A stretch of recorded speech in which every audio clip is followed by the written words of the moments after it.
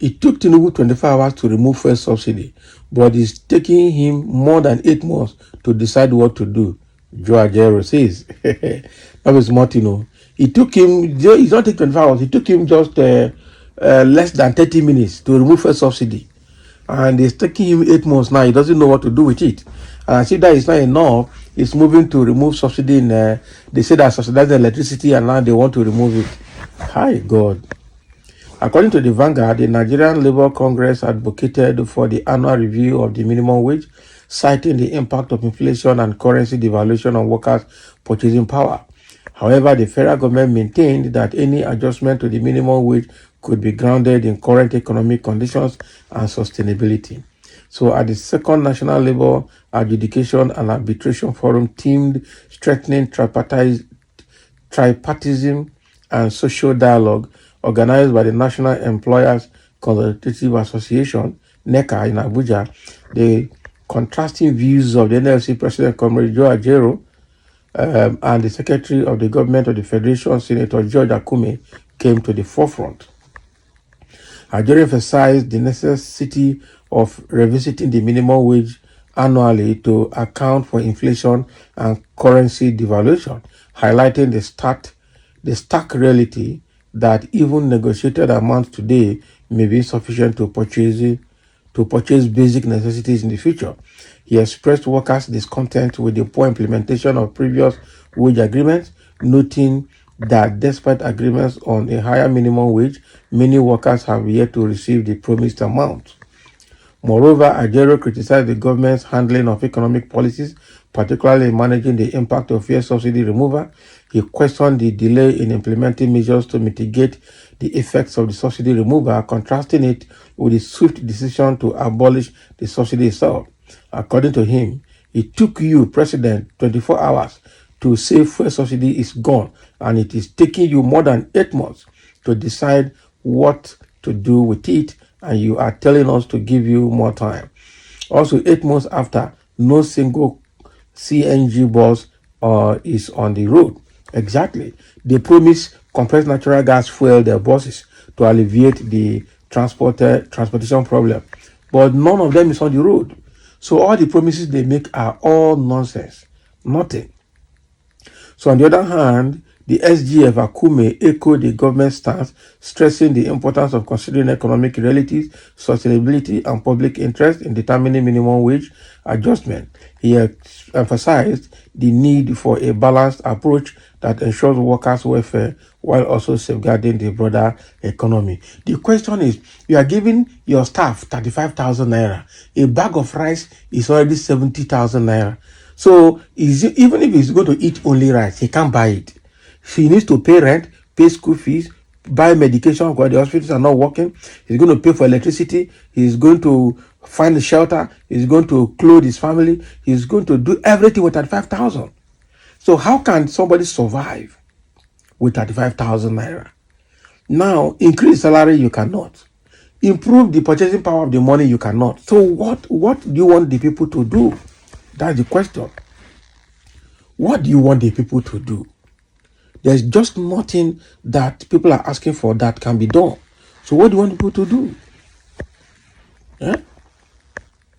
Somebody say, God and the ancestors will not forgive those who brought a man senile and confused to become the president. The soldiers that will soon chase him away are warming up. That is why he's begging them to embrace democracy. Abi, the soldiers are warming up. Oh, God bless. Baba, oh, yeah, his heart is hardened. Na so no go. Na so no go here. Oh, wow. Also, Mr. Joe Ajero and his team in the labor union should bear in mind that majority of Nigerians are not under employment. So all his negotiations with government, must not always be centered on increase of wages. The negotiations ought to be based on what will benefit the majority of Nigerians, such as good governance and sound economic policies. It is not a 24-hour serve. It took Tinubu only 1 minute to remove fuel subsidy. It is easier to destroy than to create, exactly. He destroyed it and he can't rebuild it. He should bring back fuel subsidy to of fuel price to 150 naira. That is it. That is only when things will be okay. They had the ball to denigrate Jonathan's administration. Today, they are numb and feeble to protest against this kind of confused and irresponsible leaders. It is a very bad thing that we are in, I must tell you the truth. This is terrible. This is terrible. Eh? And somebody is saying, what has he done with the money? Shared it with his people and his family, leaving Nigerians to suffer. Imagine someone who come to power with the help of fraudulent INEC and Supreme Court with their veto powers. Very bad. He hit the ground running, to nowhere in particular. After all, it is his turn to mess up Nigeria, clueless individuals. That is what they are. That's exactly what they are.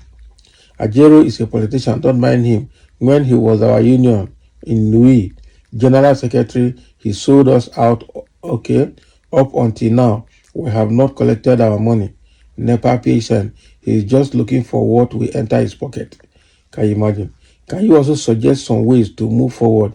Is it only worker salary increase that will reduce the effect of the subsidy removal? He was so desperate, that means Tinubu was so desperate to get to power. That is why we are in this mess. He is less prepared than his desperation to be in power. Just come board this removed, okay? That removed. Just came on board, this removed, that removed, under 24 hours without any plan at hand at all till today. Things are going worse. These people are terrible and merciless people, I tell you the truth. So the thing now is Joe Ajero is on him, the NLC is on him. I know they have given 14 days ultimatum. If federal government refuses to meet their demand, they will shut down. National Association of Nigerian Students, the same thing. ASU is also warming up. Nigerian nurses are warming up. So all the parastatals are warming up, and it's going to blow. When it blows up, Nigeria will see another side of the citizens. That is the truth. It's just very, very disheartening that we have a government that is clueless. We have a government that is so selfish. They tell the citizens to bear. Meanwhile, they themselves are not bearing. They are sharing the money. People that include themselves in budget freely and they sign it without any context. That is how you know a nation that will not. In fact, this is a nation where individual politicians are richer than the country. That is bad. Okay, they don't even know what to do to improve the naira. They don't even know what to do to improve the security situation, or they know they don't want to do it for their selfish reasons. For some reasons, these people are not fit to lead anybody. They are not even fit to lead cow and goat. No talk of leading human being. If these people lead the cattle will revolt. That is how bad it is. Yeah. So thank you for listening, and let's have a comment. That is what is coming from the NLC chairman.